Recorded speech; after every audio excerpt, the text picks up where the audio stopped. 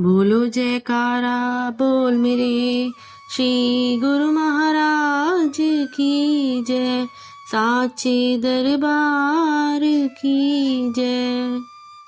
गुरुमुखो, प्राचीन काल में दिया सलाई अर्थात माचिस नहीं होती थी।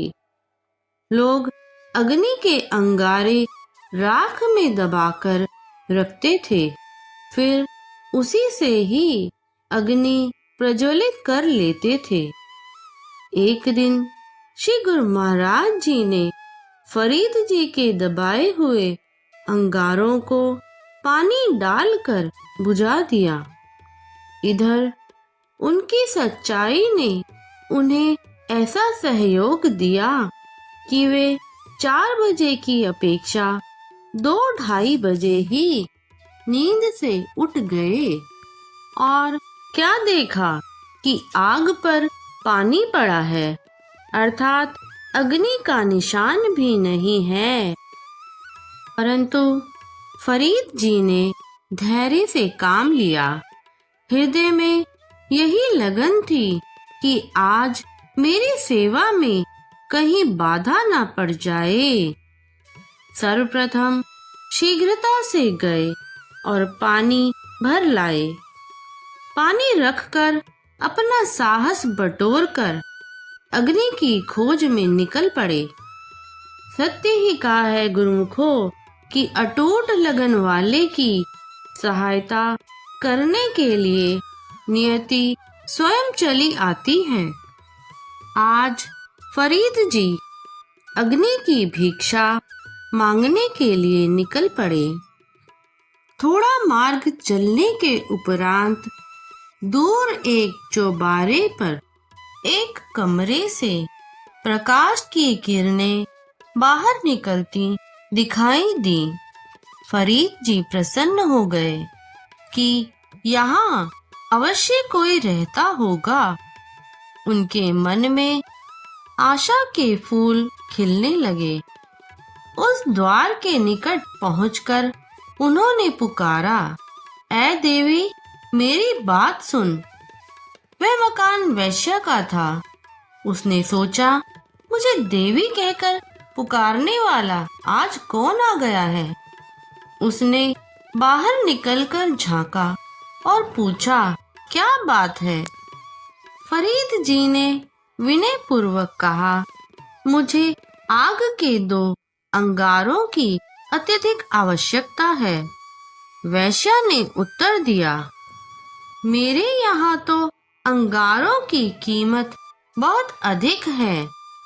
फरीद जी ने पुनः विनय की, आप जो चाहे ले लेवे, पर मुझे अंगारे अवश्य दें। वैश्या कहने लगी, 2 अंगारों का मूल्य आँखों के 2 आने हैं। यदि स्वीकार हो तो ले लो। गुरुमुखो, अब फरीद जी भी सोचने लगे कि यदि दोनों आने निकाल कर दे दिए तो कुटिया तक कैसे पहुंचूंगा और मनोहर दर्शन कैसे करूंगा।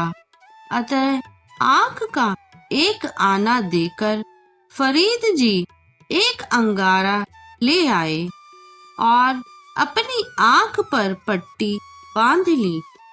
कुदरत की लीला, उस दिन वर्षा ने भी जोर पकड़ा। फरीद जी असमंजस में पड़ गए। रुकते हैं तो सेवा में बाधा होती है और यदि चलते हैं तो पानी अपनी लीला दिखा रहा है। अंततः अंगारे को अपनी कंबली में लपेट लिया और कहा, फरीदा गलिए चेकुड़ी, दूरी घरी नाली प्यारे नेहू। चला त भिजे कंबली, रहा त टुट्टे नेहू। भिजियो सिजियो कंबली, अलह बरसऊ मेहू।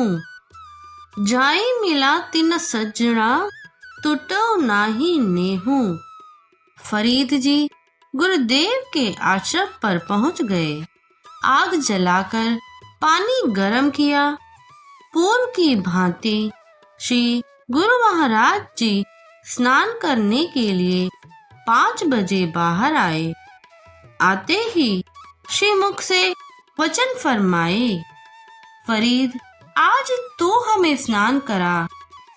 फरीद जी ने तो मानो कुबेर का खजाना ही प्राप्त कर लिया हो। अति हर्षित हुए। अति प्रेम पूर्वक उन्होंने श्री गुरु महाराज जी को स्नान कराया।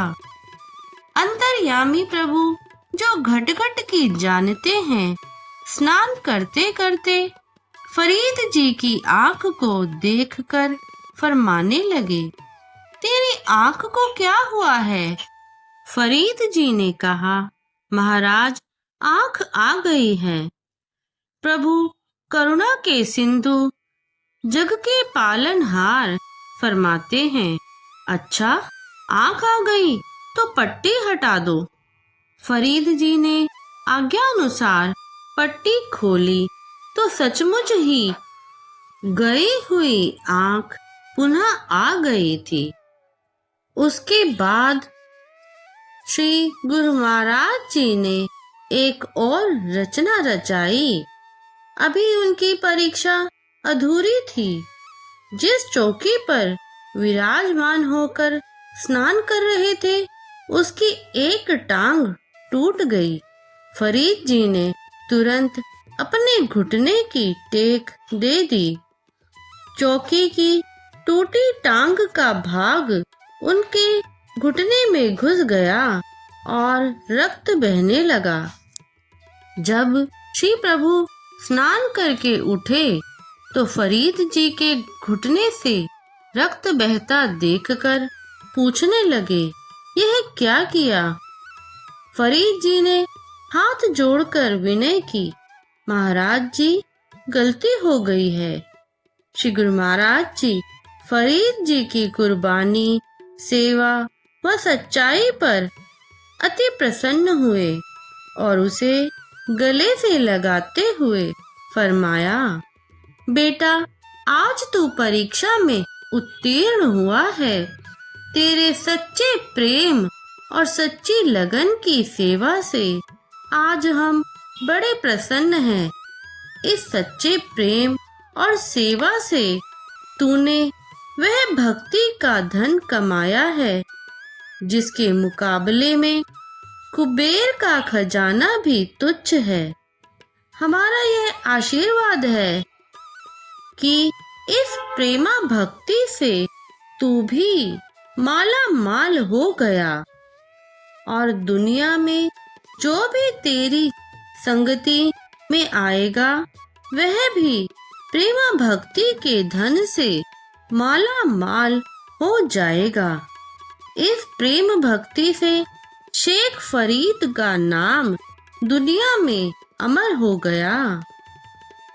संत जन फरमाते हैं गुरुमुखों कि सच्चे प्रेम व भक्ति को पाने के लिए अपने मन की बहिर्मुखी वृत्तियों को उल्टाकर ऊपर की ओर उनका रुख मोड़ना पड़ता है। गुरुमुखों, जब मन की वृत्तियां इंद्रियों के बाहरी रसों से सिमटकर और उपराम होकर नाम सुमिरन में लगती है, तभी सच्चे प्रेम और भक्ति की प्राप्ति होती है।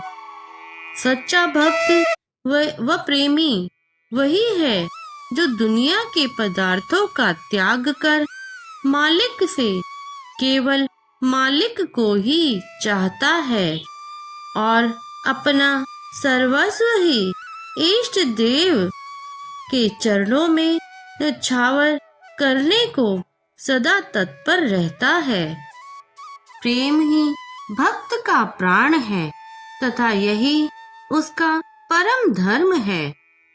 जब सच्चे प्रेम का समुद्र उमड़ पड़ता है और तरंगित होने लगता है, तब उसमें डूबा हुआ प्रेमी अपने अस्तित्व को सर्वथा भूल जाता है। उसे फिर किसी बात की चिंता ही नहीं रह जाती।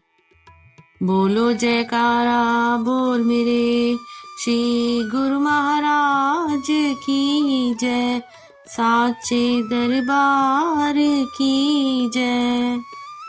तो भाग्यशाली गुरुमुखो, आज का यह वीडियो यदि आपको अच्छा लगा हो तो इस वीडियो को लाइक कीजिए, ज़्यादा से ज़्यादा इसे शेयर कीजिए और यदि आपने अभी तक इस चैनल को सब्सक्राइब नहीं किया है तो प्लीज़ इस चैनल को सब्सक्राइब कीजिए और कमेंट में जय सच्चिदानंद जी ज़रूर लिखें।